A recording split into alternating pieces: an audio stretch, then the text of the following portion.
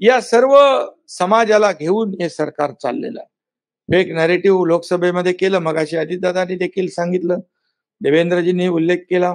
आणि म्हणूनच या सगळ्या गोष्टींपासून आपण सावध राहिलं पाहिजे. तुम्हाला सांगतो, रक्षाबंधनच्या अगोदर 2 हप्ते तुमच्या खात्यामध्ये जमा होतील.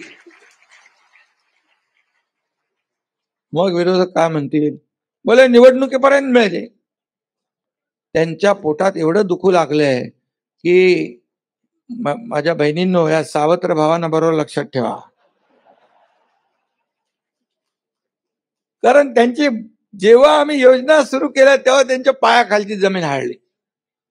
त्यांना वाटलं तर लोकसभेमध्ये आम्ही मारून नेलं, खोटं सांगून हे ते करून, खोटं नाटक करून आता विधानसभेत करू. पण ह्या योजना ज्या आहेत त्यांना अनपेक्षित होत्या, परंतु ह्या योजना ज्या आम्ही केल्या याची तयारी 1 वर्षापासून आम्ही करत होतो. त्याच्यासाठी सर्व तरतुदी केल्या.